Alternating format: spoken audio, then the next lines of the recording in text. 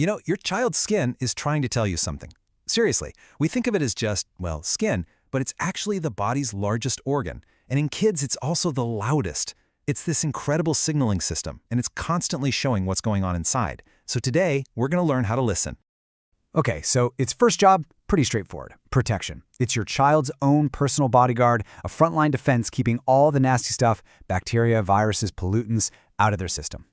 Next up, it regulates. You can think of it like the body's own smart thermostat. It manages their temperature with sweat and goosebumps, and it works around the clock to keep that perfect moisture balance that all their cells need to be healthy.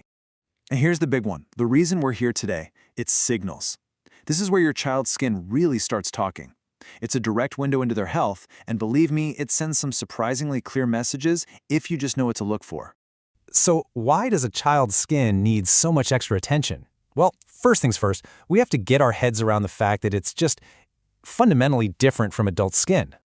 Just take a look here. A child's skin is way thinner, it absorbs things much faster, and it loses moisture so much quicker. What does that mean? It means everything matters more. The lotion you use, the sun they play in, even the food they eat. It all has a bigger impact. And yet, for so many of us parents, we kind of treat it like an afterthought.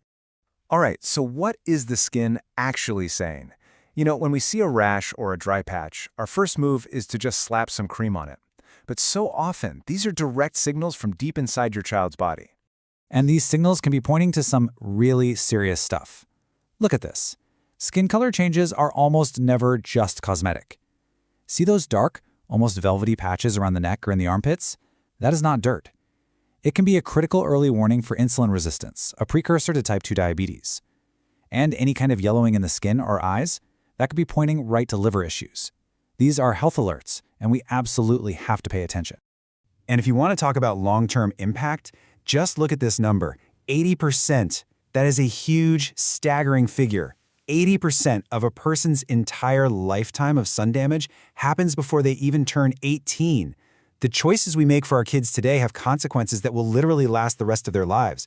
It makes sunscreen not just a good idea, but completely and totally essential.